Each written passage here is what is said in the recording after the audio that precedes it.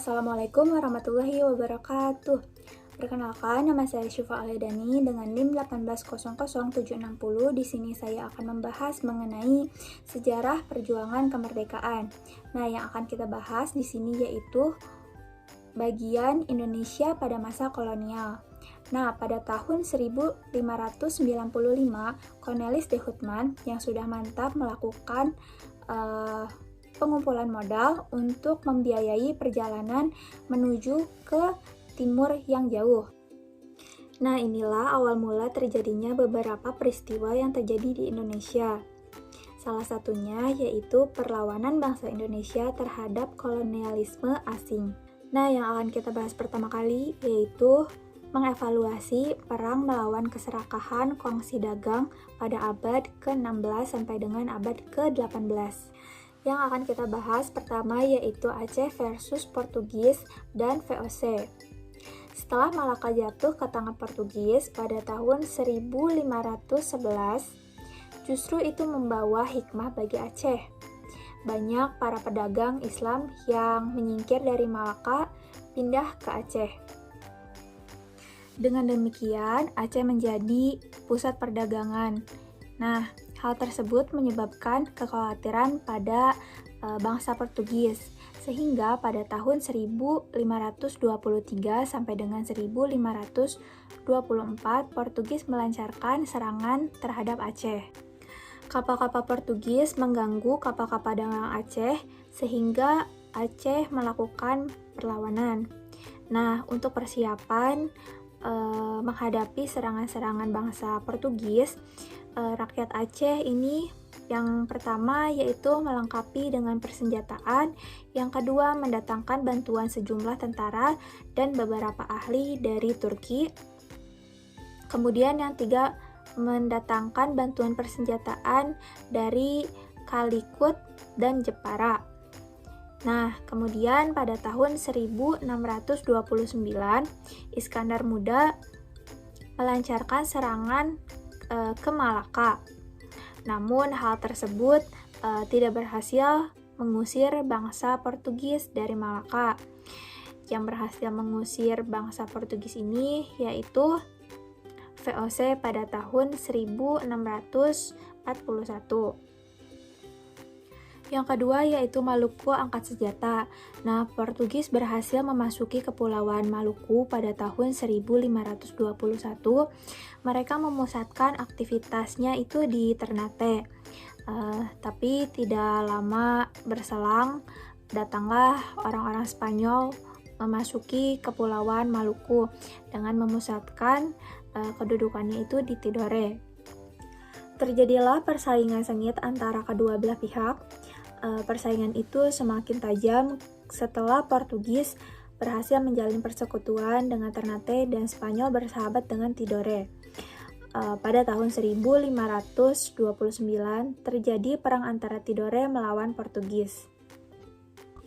Dalam perang ini, Portugis mendapatkan dukungan dari Ternate dan Bacan. Akhirnya Portugis mendapatkan kemenangan. Dengan kemenangan ini, Portugis menjadi semakin sombong dan berlaku semena-mena terhadap rakyat Maluku. Dengan kemenangan ini terjadilah perjanjian Saragossa, yaitu bangsa Spanyol pindah ke Filipina dan bangsa Portugis tetap di daerah Maluku. Namun dengan kekuasaan yang ada pada Portugis ini mengganggu kedudukan kerajaan di Maluku. Kemudian terjadilah perlawanan rakyat Ternate di bawah pimpinan Sultan Khairun pada tahun 1595. Nah, setelah itu melakukan perundingan antara Sultan Khairun dengan Portugis. Namun Sultan Khairun ini tertipu dengan tipu muslihatnya bangsa Portugis. Kemudian ia dibunuh. Nah, setelah kejadian itu terjadi, beberapa tahun kemudian rakyat Maluku kembali bersatu untuk melancarkan serangan terhadap Portugis, sehingga Portugis pun meninggalkan Ternate. Yang ketiga yaitu Sultan Agung melawan JP Chuan. Sultan Agung ini merupakan seorang raja dari Kerajaan Mataram yang memiliki cita-cita yaitu untuk mempersatukan tanah Jawa dan mengusir kekuasaan asing dari bumi Nusantara. Kemudian beberapa alasan Sultan Agung merencanakan serangan ke Batavia, yaitu yang pertama karena tindakan monopoli VOC. Yang kedua yaitu VOC sering menghalang-halangi kapal-kapal dagang Mataram. Yang ketiga, VOC menolak untuk mengakui kedaulatan Mataram. Yang keempat, keberadaan VOC memberikan ancaman bagi Pulau Jawa. Nah, pada tahun 1628 telah dipersiapkan pasukan dengan segenap persenjataan dan pembekalan. Nah, pada waktu itu yang menjadi gubernur jenderal VOC adalah JP Chuan. Terjadilah pertempuran sengit antara pasukan Mataram melawan VOC di berbagai tempat, tetapi kekuatan VOC ini sangat unggul karena mereka memiliki senjata yang jauh lebih kuat, sehingga dapat memukul mundur semua pasukan Mataram. Yang keempat yaitu perlawanan Banten. Banten memiliki posisi yang strategis sebagai bandar perdagangan internasional. Oleh karena itu, sudah sejak lama Belanda ingin menguasai Banten, tetapi tidak pernah berhasil. Akhirnya, VOC membangun bandar di Batavia pada tahun 1619. Kemudian terjadilah persaingan antara Banten dengan Batavia, sehingga rakyat Banten sering melakukan serangan-serangan terhadap VOC. Perkembangan di Banten ternyata tidak disenangi oleh VOC. Oleh karena itu, untuk melemahkan peran Banten sebagai bandar perdagangan, VOC sering memblokade. Kemudian pada tahun 1671, Sultan Ageng Tirtayasa mengangkat putra mahkotanya yang bernama Abdul Nazar atau yang biasa disebut dengan Sultan Haji sebagai pembantu di dalam pemerintahan dalam negeri. Pemisahan urusan pemerintahan di Banten ini tercium oleh perwakilan VOC di Banten. Tanpa berpikir panjang, Sultan Haji pun mengiyakan syarat persengkokolan tersebut. Nah, kemudian pada tahun 1681, Sultan Haji berhasil merebut Kesultanan Banten. Kemudian pada tahun 1682, pasukan Sultan Ageng Tirtayasa ini mengepung istana Surosowan. Namun pada peristiwa ini, VOC memburu Sultan Ageng Tirtayasa bersama pengikut-pengikutnya. Yang kelima yaitu perlawanan Goa. Kerajaan Goa merupakan salah satu kerajaan yang sangat terkenal di Nusantara. Pusat pemerintahannya berada di Somba Opu yang sekaligus menjadi pelabuhan kerajaan Goa. Nah, Somba Opu ini senantiasa terbuka untuk siapa saja. Banyak pedagang asing yang tinggal di kota itu. Contohnya seperti Inggris, kemudian Denmark, Portugis, dan Belanda. Pelabuhan Somba Opu ini memiliki posisi yang strategis dalam jalur perdagangan internasional, sehingga VOC berusaha keras untuk mengendalikan Goa dan menguasai pelabuhan Somba Opu, seperti menerapkan monopoli perdagangan. Kemudian Sultan Hasanuddin menentang VOC yang memaksakan monopoli di Goa. Setelah itu, pada tanggal 18 November 1667, Sultan Hasanuddin dipaksa menandatangani perjanjian Bagaya yang berisikan yang pertama, Goa harus mengakui hak monopoli VOC.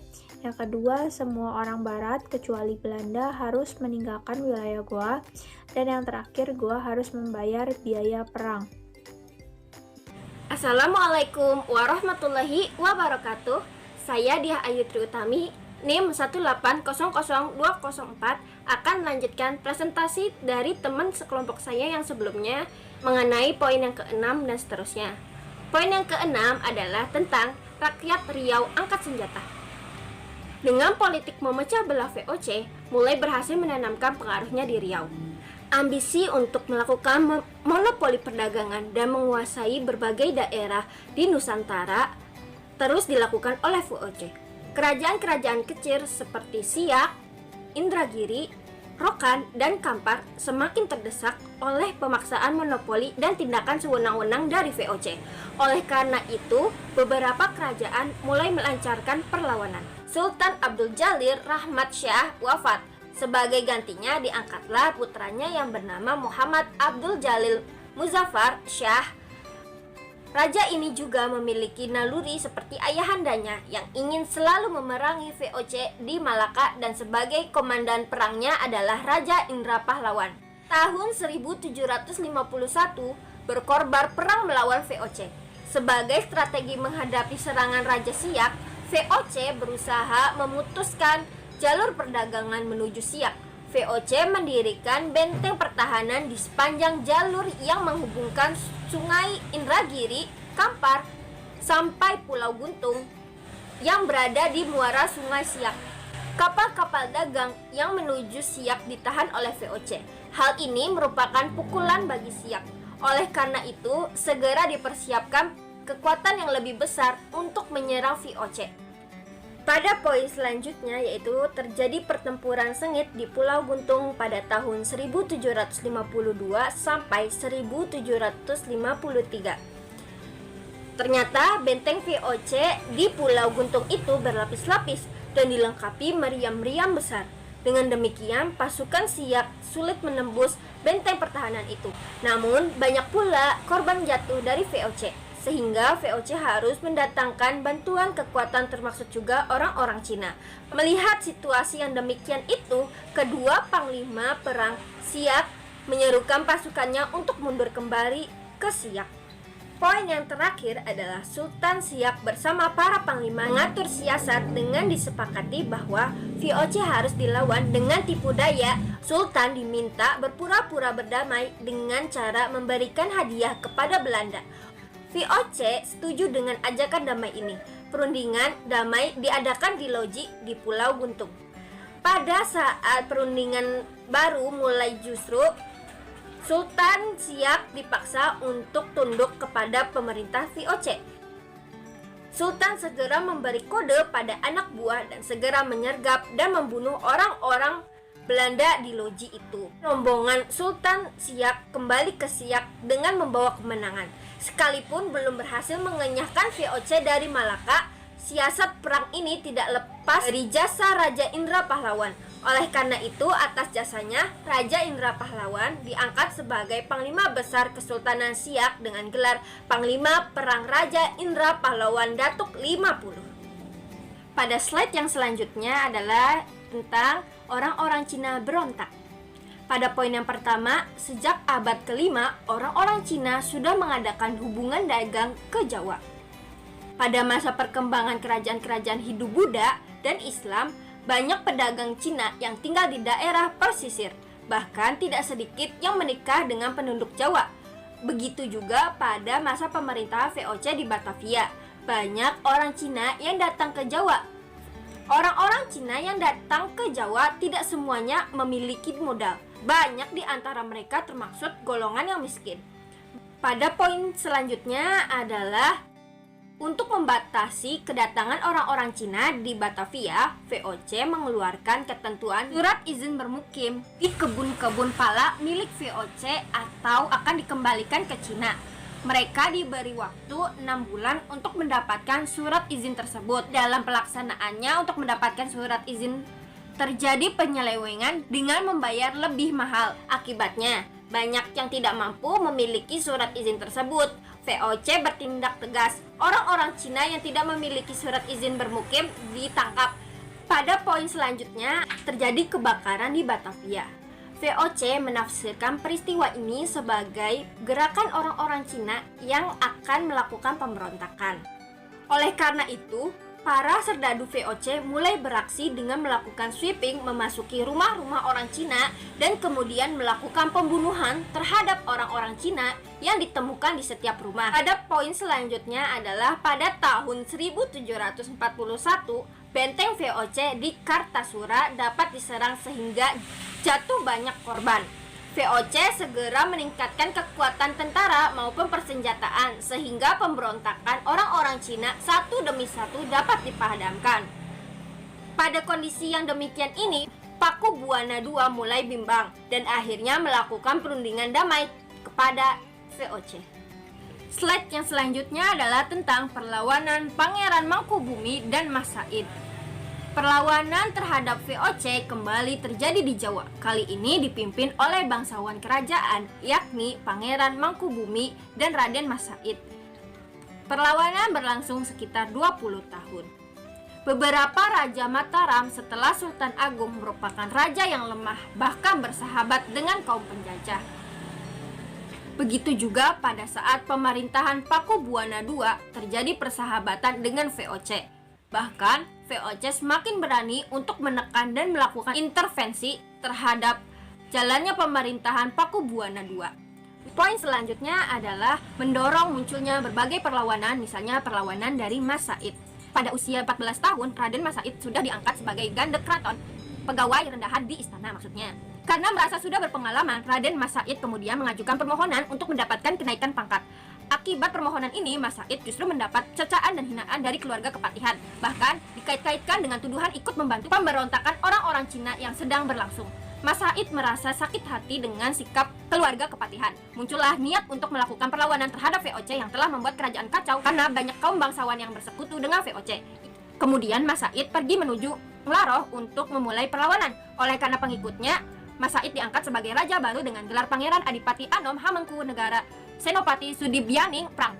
Perlawanan Mas Said ternyata cukup kuat karena mendapat dukungan dari masyarakat dan ini merupakan ancaman yang serius bagi eksistensi Pakubuwana II sebagai raja di Mataram. Oleh karena itu, pada tahun 1745, Pakubuwana II mengumumkan barang siapa yang dapat memadamkan perlawanan Mas Said akan diberi hadiah sebidang tanah di Sukowati.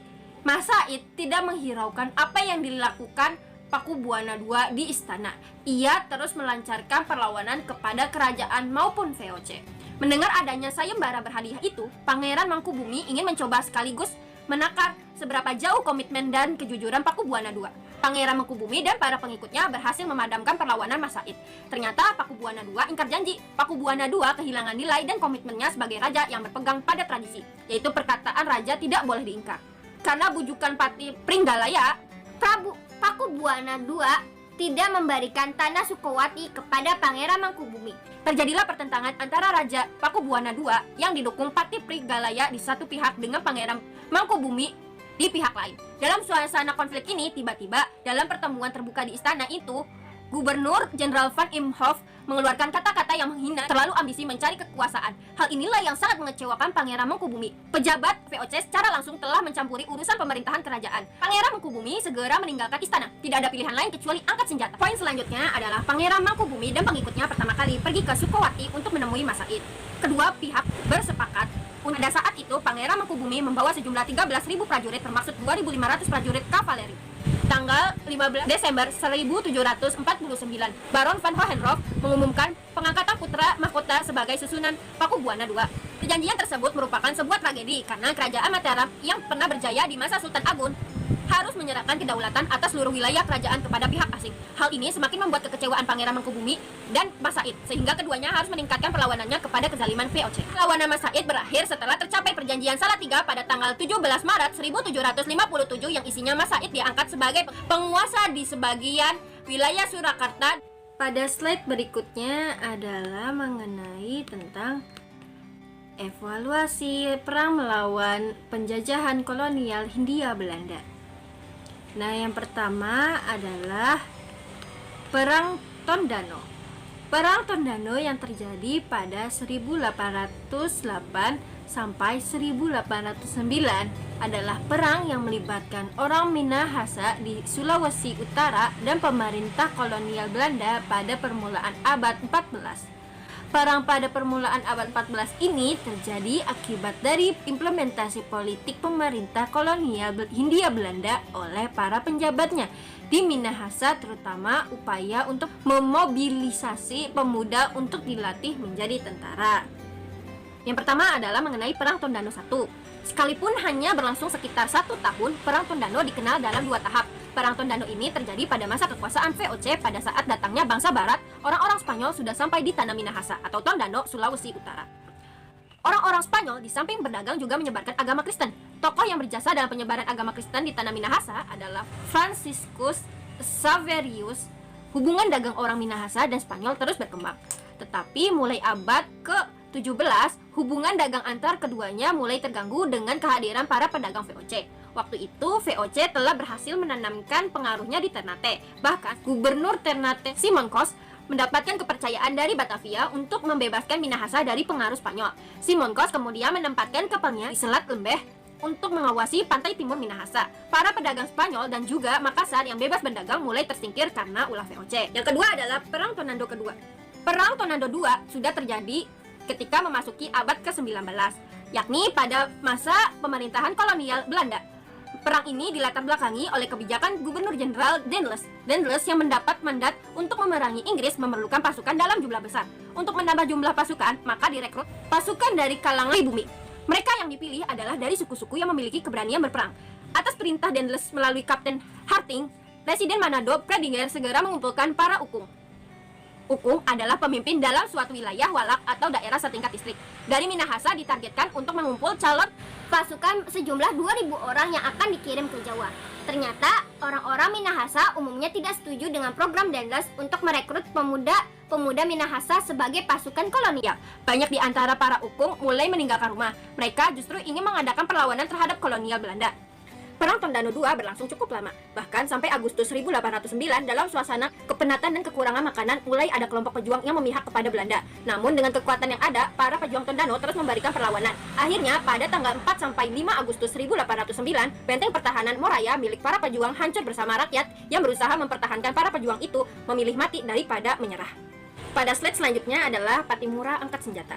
Maluku dengan rempah-rempah memang bagaikan mutiara dari timur yang senantiasa diburu oleh orang-orang barat. Namun kekuasaan orang-orang barat telah merusak tata ekonomi dan pola perdagangan bebas yang telah lama berkembang di Nusantara. Pada masa pemerintahan Inggris di bawah Raffles, keadaan Maluku relatif lebih tenang. Pada masa pemerintahan kolonial Hindia Belanda, keadaan kembali berubah. Kegiatan monopoli di Maluku kembali diperketat. Dengan demikian beban rakyat semakin berat. Sebab selain penyerahan wajib, masih juga harus dikenai kewajiban kerja paksa, penyerahan ikan asin, dendeng, dan kopi. Kalau ada penduduk yang melanggar akan ditindak tegas. Ditambah lagi terdengar desas-desus bahwa para guru akan dihentikan untuk penghematan para pemuda akan dikumpulkan untuk dijadikan tentara di luar Maluku.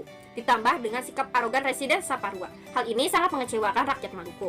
Menanggapi kondisi yang demikian, para tokoh dan pemuda Maluku melakukan serangkaian pertemuan rahasia. Dalam berbagai pertemuan itu disimpulkan bahwa rakyat Maluku tidak ingin terus menderita di bawah keserakahan dan kekejaman Belanda. Oleh karena itu, perlu mengadakan perlawanan untuk menentang kebijakan Belanda. Residen Saparua harus dibunuh. Sebagai pemimpin perlawanan dipercayakan kepada pemuda yang bernama Thomas Matulesi yang kemudian terkenal dengan gelarnya Patimura. Thomas Matulesi pernah bekerja pada Dinas Angkatan Perang Inggris. Gerakan perlawanan dimulai dengan menghancurkan kapal-kapal Belanda di pelabuhan. Para pejuang Maluku kemudian menuju benteng Dordrecht. Dengan demikian, terjadilah pertempuran antara para pejuang Maluku melawan pasukan Belanda. Para pejuang Maluku dengan sekuat tenaga mengepung benteng Dordrecht. Dalam waktu yang hampir bersamaan, para pejuang Maluku satu persatu dapat memanjat dan masuk ke dalam benteng. Residen dapat dibunuh dan benteng Dordrecht dapat dikuasai oleh para pejuang Maluku. Upaya perundingan mulai ditawarkan, tetapi tidak ada kesepakatan. Akhirnya Belanda mengerahkan semua kekuatannya masuk bantuan Batavia untuk merebut kembali benteng Dordrecht. Benteng Dordrecht dikepung disertai tembakan meriam yang bertubi-tubi. Satu persatu perlawanan di luar benteng dapat dipatahkan. Daerah di kepulauan itu jatuh kembali ke tangan Belanda. Dalam kondisi yang demikian, Patimura memerintahkan pasukannya untuk meloloskan diri dan meninggalkan tempat pertahanannya. Dengan demikian, benteng Dordrecht berhasil dikuasai Belanda kembali. November, beberapa pembantu Patimura tertangkap dan dijatuhi hukuman mati. Belanda belum puas sebelum dapat menangkap Patimura. Bahkan Belanda mengumumkan kepada siapa saja yang dapat menangkap Pattimura akan diberi hadiah 1000 gulden. Setelah 6 bulan memimpin perlawanan, akhirnya Pattimura tertangkap. Tepat pada tanggal 16 Desember 1817, Pattimura dihukum gantung di alun-alun kota Ambon. Berakhirlah perlawanan Pattimura. Assalamualaikum warahmatullahi wabarakatuh. Perkenalkan, nama saya Hana Amira Zen dengan NIM 1800353. Di sini saya akan menjelaskan tentang Perang Padri. Perang Padri merupakan perang yang terjadi di tanah Minangkabau, Sumatera Barat pada tahun 1821 sampai 1837. Perang ini dikarenakan adanya pertentangan antara kaum Padri dengan kaum adat, yang bermula karena kaum Padri merasa kaum adat itu masih memiliki kebiasaan yang menyimpang dari ajaran agama Islam seperti mabok-mabokan dan lain-lain. Karena hal itu menjadi kesempatan untuk Belanda mengadu domba antara kaum Padri dengan kaum adat. Belanda lantas menjalin persahabatan dengan kaum adat sehingga mendapatkan balasan berupa daerah kekuasaan.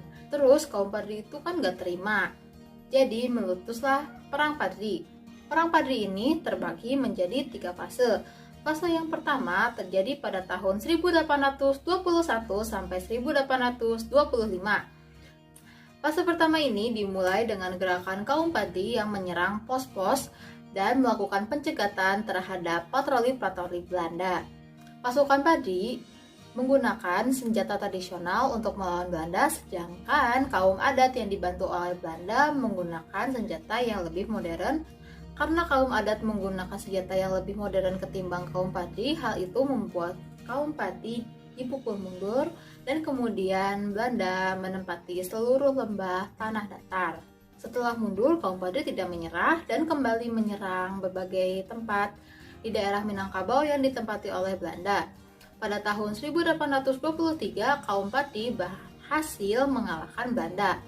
Saat itu, tokoh kaum Padri yang terkenal adalah Peto Syarif yang memimpin Perang Padri di daerah Bonjol atau yang dikenal dengan sebutan Tuanku Imam Bonjol. Karena pada tahun tersebut, kaum Padri itu berhasil membuat Belanda merasa tersudut, Belanda lantas mengambil usaha damai dengan mengadakan perjanjian Masang. Perjanjiannya berhasil sih, tapi hal tersebut malah dimanfaatkan Belanda untuk mengambil alih kekuasaan sehingga kaum Padri kembali emosi dan menyerang Belanda. Lalu ada fase kedua yang terjadi pada tahun 1825 sampai 1830. Pada tahun 1825 sampai 1830 itu digunakan oleh Belanda untuk sedikit mengendorkan ofensifnya dalam Perang Padri. Kolonel De Steurs yang merupakan penguasa sipil dan militer di Sumatera Barat berusaha mengadakan kontak dengan tokoh-tokoh kaum Padri untuk menghentikan perang, karena mereka sudah merasa rugi. Kaum Padri karena sudah mengetahui akal bulus dan akal licik Belanda, ya jadi tidak menghiraukan ajakan damai dari Belanda. Jadi akhirnya Belanda membuat siasat dengan mengajak saudagar dari Arab untuk membujuk kaum Padri untuk mengadakan ajakan damai. Karena bujukan saudagar Arab tersebut, kaum Padri setuju dan pada tanggal 15 November tahun 1825 ditandatanganilah Perjanjian Padang. Fase ketiga ini terjadi pada tahun 1830 sampai 1837. Kaum Padri yang mendapatkan simpati dari kaum adat karena waktu di Perjanjian Padang ya biasa Belanda melanggar lagi. Dengan demikian, karena sudah bergabung antara kaum Padri dengan kaum adat, maka perjuangan di Sumatera Barat tuh jadi lebih meningkat. Pada akhirnya kaum Padri dari Bukit Kamang berhasil memutuskan sarana komunikasi antara benteng Belanda di Tanjung Alam dengan Bukit Tinggi. Tindakan kaum Padri tersebut dijadikan Belanda yang di bawah pimpinan Gilfari untuk menyerang Kota Tuo di Antek Anggek serta membangun benteng pertahanan dari Apanggandang sampai Biaro. Pada tahun 1831, Gilfari digantikan oleh Jacob Elot. Elot mendapatkan pesan dari Gubernur Jenderal Van den Bosch agar melaksanakan serangan besar-besaran terhadap kaum Padri. Akibatnya, kaum Padri pun kalah di tangan Belanda.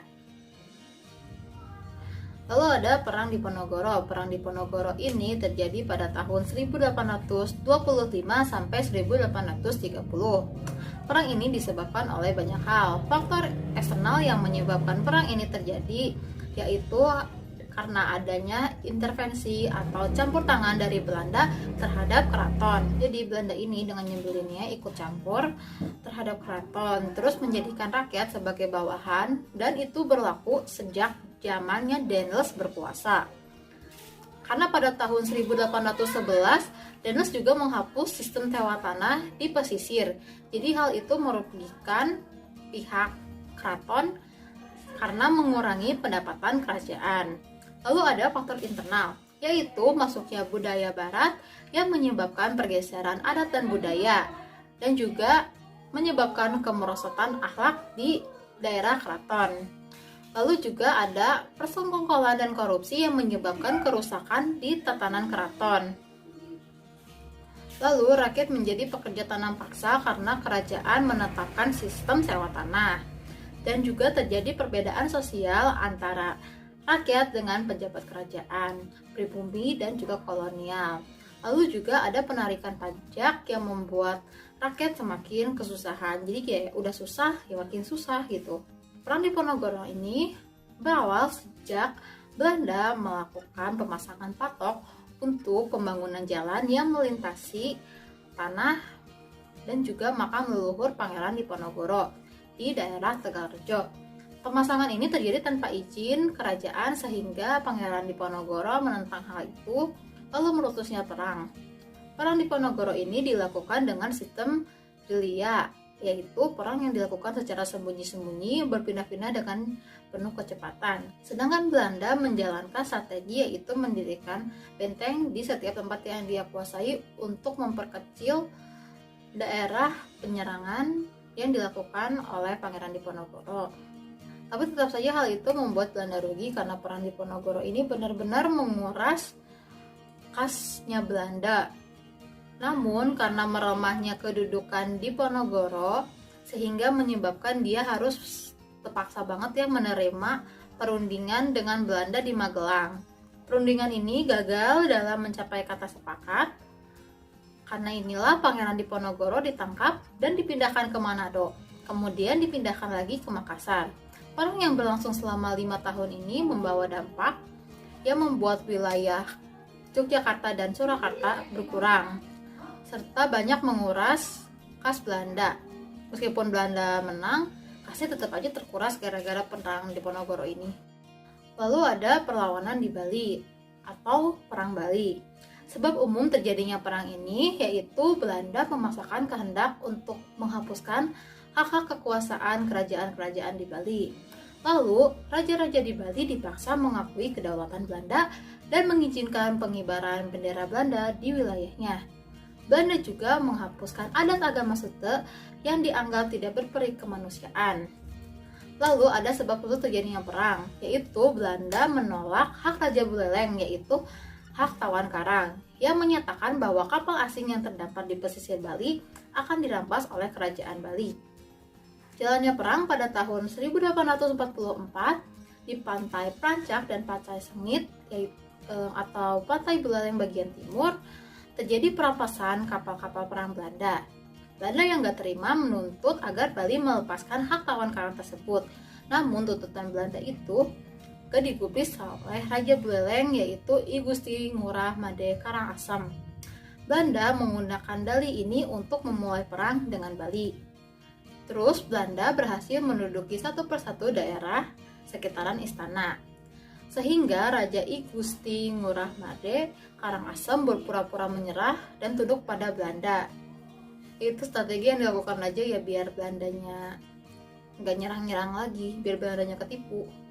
Lalu karena strategi itu tidak berhasil dan Belanda tahu kalau I Gusti Ngurah Made Karangasem itu cuma berpura-pura menyerah dan tunduk aja, I Gusti Ketut Jelantik kembali memimpin perlawanan rakyat Bali dan perlawanan itu berpusat di desa Jagagara. Medannya itu terletak di lereng bukit sehingga Belanda gagal menyerang karena medannya susah. Namun pada akhirnya perang di Bali yang terkenal dengan sebutan Perang Peputan itu mengakibatkan kekalahan di pihak Bali sehingga kerajaan Bali kembali dikuasai oleh Belanda. Lalu ada Perang Banjar. Perang Banjar terjadi saat Pangeran Antasari memimpin perlawanan terhadap Belanda, karena saat itu Belanda ingin menguasai Kesultanan Banjar. Perang ini terjadi di Banjarmasin yang meletus pada tahun 1859. Perang ini dipicu karena keinginan Belanda untuk menguasai daerah Kalimantan Selatan. Lalu kronologinya, wilayah Kesultanan Banjar di Kalimantan Selatan menjadi perhatian Belanda karena menghasilkan lada yang berharga. Terlebih lagi sebelumnya, Inggris di bawah pimpinan Alexander Hare berusaha membuka perdagangan dengan Kesultanan Banjar pada tahun 1811. Lalu Kesultanan Banjar adalah kerajaan bercorak Islam yang berpusat di wilayah Kalimantan Selatan di sekitar kota Martapura, Banjarmasin, dan Banjarbaru. Wilayah Banjar juga meliputi Sungai Barito dan suku-suku Dayak di sekitarnya. Alasan yang digunakan oleh Belanda untuk menyatakan perang ini adalah untuk mendukung Thamijidila. Padahal mah dia punya niat buruk gitu. Thamijidila ini merupakan anak Sultan Adam. Belanda itu mendukung Thamijidila untuk naik ke tahta Banjarmasin. Meskipun demikian, rakyat Banjar dan suku-suku Dayak di pedalaman lebih memilih Pangeran Hidayatullah. Namun setelah Pangeran Hidayatullah meninggal pada tanggal 2 Maret 1862, Pangeran Antasari lah yang menjadi penggantinya. Akibatnya pemerintah Belanda melakukan interferensi dengan mengirim Kolonel Augustus Johannes Andersen pada tanggal 29 April tahun 1859 untuk memimpin ekspedisi militer ke Banjarmasin. Perang ini berlaku sangat sengit, terutama perang antara kapal Belanda dan kapal-kapal Banjar di Sungai Barito. Namun pada tanggal 11 Oktober 1862, Pangeran Antasari meninggal dan Banjar pun takluk pada Belanda pada tahun 1863. Lalu ada Aceh berjihad. Perang tersebut terjadi pada saat kerajaan Aceh masih merdeka. Nah, dalam sebuah Traktat London pada tahun 1824, Inggris dan Belanda diberikan kebebasan untuk menaklukkan Sumatera termasuk Aceh. Oleh karena itu, Aceh mencari bantuan ke Turki dan menghubungi kedutaan Italia serta Amerika Serikat di Singapura. Namun, usaha Aceh untuk melindungi diri itu semuanya sia-sia. Belanda mendahului menyerang Aceh pada tahun 1873. Penyerangan tersebut dipimpin oleh Mayor Jenderal Coher. Dalam insiden tersebut, Belanda berhasil dipukul mundur, bahkan pemimpinnya tewas. Pada akhir tahun 1873, Belanda melakukan serangan lagi yang dipimpin oleh Mayor Jenderal Van Swissen. Untuk menghadapi perlawanan pasukan Aceh, Belanda menggunakan teknik konsentrasi stelsel atau teknik garis pemusatan, yaitu dengan menempatkan tentara-tentara Belanda pada benteng pemusatan. Namun ternyata Teku Umar berhasil menyergap benteng-benteng tersebut sehingga sistem pemusatan dinilai gagal. Akhirnya, Belanda menggunakan cara lain, yaitu dengan siasat adu domba oleh Dr. Snow Horje dalam bukunya The Echeres yang diterapkan oleh Van Hertz. Caranya yaitu dengan membentuk pasukan gerakan cepat ketika berhasil diadu domba. Jenderal Van der Hertz berhasil mendesak perlawanan Aceh. Teku Umar terdesak ke Meulaboh dan akhirnya gugur pada tahun 1899. Lalu Panglima Polim menyerah pada tahun 1903, demikian pula dengan Sultan Muhammad Dausiah yang juga ikutan menyerah. Sementara itu, Jack Ditiro sudah meninggal dan Cut Nyadien terperangkap pada tahun 1906. Lalu dibuang ke Sumedang. Jack Nyadien meninggal pada bulan November tahun 1908 dan jenazahnya dimakamkan di Cadas Pangeran dekat Sumedang. Lalu pada tahun 1904, Perang Aceh pun dianggap selesai. Lalu ada Perang Batak. Perang Batak ini terjadi selama 29 tahun. Awalnya terjadi perang ini karena ketidaksukaan Sisingamangaraja terhadap Belanda yang sengaja menyebarkan agama Kristen, yang mengakibatkan Sisingamangaraja melakukan perlawanan karena takut Belanda menguasai daerah tersebut secara luas lagi. Lalu juga Sisingamangaraja takut perannya sebagai pemimpin dapat disingkirkan oleh Belanda. Di sisi lain juga Sisingamangaraja takut Belanda mempengaruhi rakyat dan struktur kebudayaan di sana itu berubah. Peperangan demi peperangan terjadi dan sangat merugikan bagi rakyat Batak. Peperangan yang berlangsung dengan sangat lama berhasil dimenangkan oleh pihak Belanda dengan gugurnya Sisingamangaraja di medan perang. Sehingga Belanda berhasil menduduki daerah Batak secara keseluruhan.